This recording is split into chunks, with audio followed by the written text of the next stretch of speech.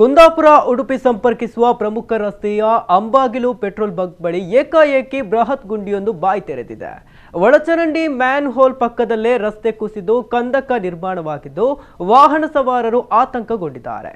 ಮರಳು ಮಿಶ್ರಿತ ಕಳಪೆ ಕಾಮಗಾರಿಯಿಂದಲೇ ರಸ್ತೆ ಕುಸಿದಿದೆ ಎಂದು ಸ್ಥಳೀಯರು ಆರೋಪಿಸಿದ್ದಾರೆ.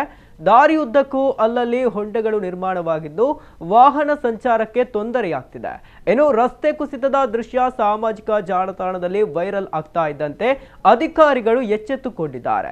ಕೂಡಲೇ ಗುಂಡಿಯ ಸುತ್ತ ಬ್ಯಾರಿಕೇಡ್ಗಳನ್ನು ಅಳವಡಿಸಿ ಒಳಚರಂಡಿ ಕಾಮಗಾರಿ ಪ್ರಗತಿಯಲ್ಲಿದೆ ಎಂಬ ಫಲಕವನ್ನ ಹಾಕಿದ್ದಾರೆ. ಈ ಬಗ್ಗೆ ಆಕ್ರೋಶ ವ್ಯಕ್ತಪಡಿಸಿರುವ ಆಟೋ ಚಾಲಕರೊಬ್ಬರು ರಸ್ತೆ ಮಧ್ಯೆಯೇ ಹೊಂಡವಾಗಿದೆ. ಉಡುಪಿ ಜಿಲ್ಲೆಯಲ್ಲಿ ಅದೆಷ್ಟೋ ಮಂದಿ ವಾಹನ ಚಲಾಯಿಸುತ್ತಾರೆ, ಆದರೆ ಈ ಬಗ್ಗೆ ಯಾರೂ ಹೇಳುವವರಿಲ್ಲ. ಗುಂಡಿ ಬೈಲ್ನಲ್ಲೂ ಸಂಚಾರ ಅಸ್ತವ್ಯಸ್ತವಾಗಿದೆ. ವಾಹನ ಚಲಾಯಿಸುವವರಿಗೆ ಮಾತ್ರ ಇದರ ನೋವು ಎಷ್ಟಿದೆ ಎಂಬುದು ಗೊತ್ತು ಎಂದು ಅಧಿಕಾರಿಗಳ ವಿರುದ್ಧ ಆಕ್ರೋಶ ವ್ಯಕ್ತಪಡಿಸಿದ್ದಾರೆ.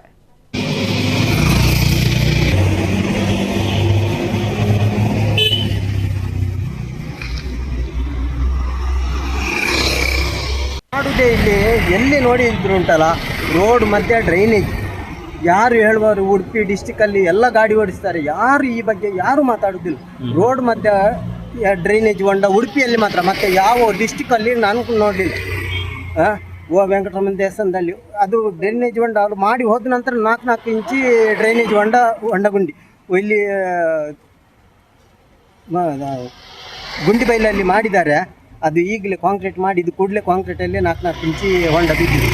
ಯಾರು ಹೆಸರುಗಳು ಆ ಹೊಂಡವನ್ನು ತಪ್ಪಿಸುವಾಗಿಲ್ಲ. ಗಾಡಿ ಬಂದರೆ ಉಂಟಲ್ಲ ಆ ಹೊಂಡಕ್ಕೆ ಹಾಕಬೇಕು.